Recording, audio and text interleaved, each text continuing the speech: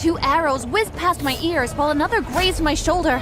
I winced in pain, but we had to keep moving. I steered Gaia skillfully between the trees as the sounds of hooves closed in on us. There she is! Get her! Soon, we came upon a waterfall, which was one of the many ways into our village, and rode right through it. Hi, my name is Nalini, and I'm from Hawaii. Have you liked and subscribed to our channel yet? If you haven't, go ahead and do that. I grew up in a village with my papa, Chief Matanui, and my older sister, Kaimo. Kaimo and I were best friends, and we did everything together. Our warriors are feared by many surrounding villagers as we take their food, livestock, and valuables for ourselves. We're the second strongest village on the island. The first was Chief Keanu's village, who we steered clear of because their warriors overpowered us by 10 to 1. On Kaimo's 18th birthday, Papa told Kaimo that she was going to get married. Papa, I'm not going to marry Chief Keanu's son. Kimo, as the daughter of the chief, you are obligated to do whatever is required to ensure a better future for your village. Papa, I'm not. You will be married in 3 days. End of discussion. Over the next 2 days, the village bustled with preparations for the wedding. On the day of the wedding, Kaimo's handmaids went to her bedroom, and Kaimo was gone. Papa was furious, and so was Chief Keanu. You promised us your daughter's hand. You are a disgrace to your people. You no longer have the support of me or my people. As Chief Keanu and his people walked away, Papa flipped the table. Find Kimo. Find her now. Months passed, and Kaimo was never found. With Kaimo out of the picture, guess who is next on the list for the throne? That's right, me. Instead of fun rides through the forest with Gaia, my days were now spent listening to the problems of the villagers, sitting in boring meetings with the elders and attending events that I didn't even want to attend. I also had to train to be a warrior, and I totally sucked at weapons training. Nalini, how do you expect to protect your people if you can't protect yourself? Again. One evening, as I sat in one of the trees overlooking the ocean, 2 women were passing by when I overheard something very interesting. If you ask me, Chief Matanui should hire the warrior on Mount Mauna Kea to help Nalini. I heard he trained all Chief Keanu's warriors. And we know that girl needs as much help as she could get. Both women cackled. While I was highly annoyed by what they had said about me, I was intrigued by this warrior in the mountain. He may be my only chance at becoming a great warrior. The following night, I snuck out of the village on foot to find him. After about 2 hours, I stumbled across a small hut. I called out as I approached it. Hello? Is anyone there? Who wants to know? Startled, I spun around. Leaning against a tree was the cutest guy I'd ever seen. Hi. I'm looking for the warrior in the mountains. I need his help. Look, if you're looking for someone to beat up your boyfriend because he didn't treat you right, you've come to the wrong place, princess. How dare he think that I'd want to use the warrior skill for something as trivial as squabble between my boyfriend? Then it dawned on me. Wait, you're the warrior? I thought you'd be older. Sorry to disappoint you. Is that all? I have things to do. I'm a warrior in training and I need the warrior's help. Will you help me? We stood there for a few minutes just looking at each other. When he didn't respond, I turned and walked away slowly. I'll train you. Meet me back here tomorrow night. The next night, I went back to meet the warrior. Let's get started. He threw a spear at me and it fell quickly through my fingers. He raised his eyebrows and looked at me amused. I picked it up quickly and smiled nervously. Follow me. Over the next few weeks of training, the only thing I learned about the warrior was his name, Rangi. But even though we didn't speak, I found myself falling head over heels for him as he trained me. One night, when I arrived for training, Rangi said I needed to put what I learned into practice. How are we going to do that? I tied a white cloth on the top of Chief Keanu's palace. Get that cloth, bring it back here, and your training will be complete. I groaned. Does it have to be Chief Keanu's? You want to be the best, don't you? I nodded. About 30 minutes later, we arrived at the palace, and I saw the white cloth at the top of Chief Keanu's palace dancing in the wind. You get the cloth and bring it back here. I nodded and quickly scaled the palace wall undetected. I slipped in and out of the shadows and hid under wagons and behind walls until I was close enough to the palace. I used my grappling hook and walked up the side of the palace wall. As soon as I got to the roof, I untied the cloth and pushed it into my pocket. I was on my way down when I slipped on a loose tile and almost fell off the roof. I screamed as my fingers grabbed the edge of the roof, alerting the warriors that surrounded the palace.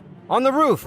I quickly pulled myself up onto the roof and ran across until I was able to jump off safely. I was quickly surrounded by 5 of Chief Keanu's warriors. I knew that I wasn't skilled enough to take them down on my own. I was about to surrender when Rangi attacked the first warrior, then the second. It wasn't long before I jumped in and Rangi and I were fighting side by side.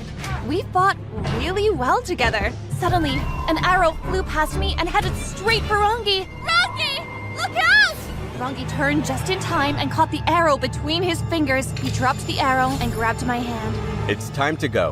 Rangi and I ran and slipped over the palace wall before we were caught. We ran until we collapsed out of breath at the foot of the mountain.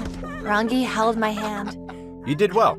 And guess what I have? I pulled out the white cloth and Rangi laughed. I looked into his eyes. They were so mesmerizing. Our faces were so close. Was this going to be my first kiss? I closed my eyes and leaned forward, but the kiss never came. I think you should get home now.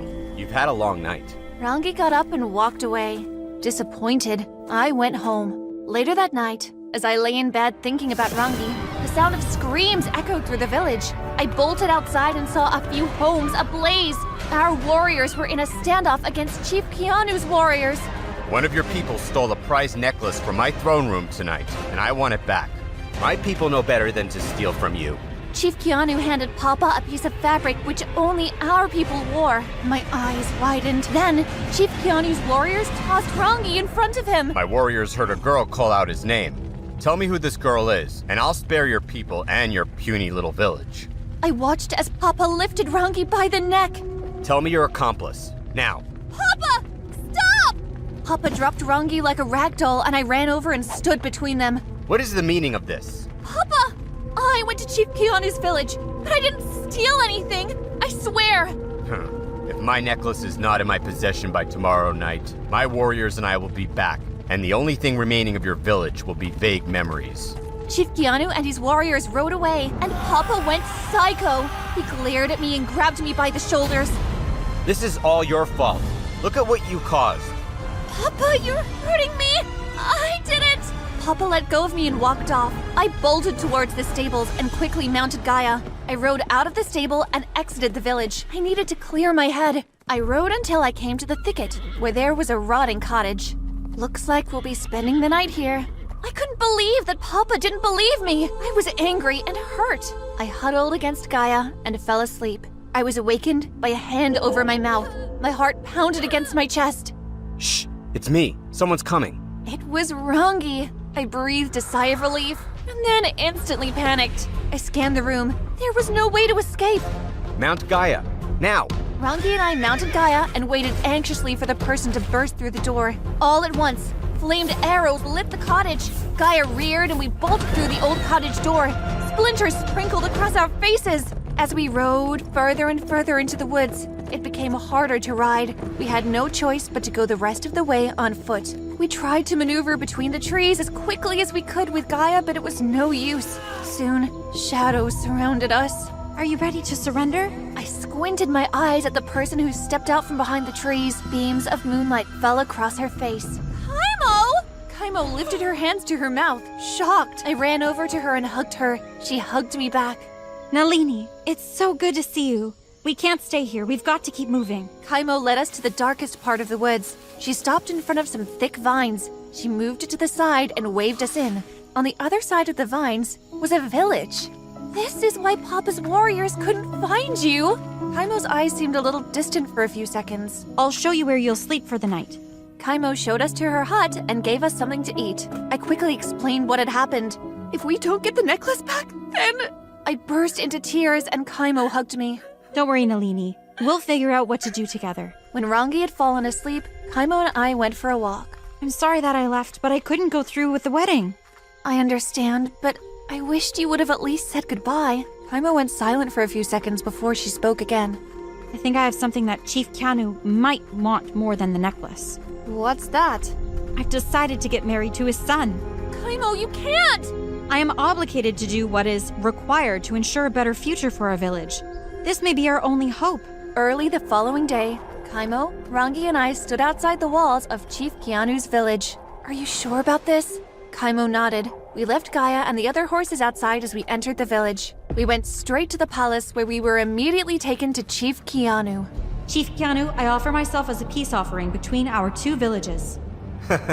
You think I built all of this through peace? You've proved yourself to be disloyal once. Why will I ever allow you to marry my son? Seize them! The warriors seized Kaimo and I, while Chief Keanu stood next to Rangi. Have you ladies met my son, Rangi? Your son? Why yes, he helped me to develop this elaborate charade. But Rangi, I thought... You thought he cared about you? Rangi only cares about himself. Rangi looked away from me. I exiled him when I caught him stealing from me. I told him if he did this for me, I'd welcome him back with open arms. Rangi, I trusted you! I screamed as I tried to wiggle free from the arms that held me.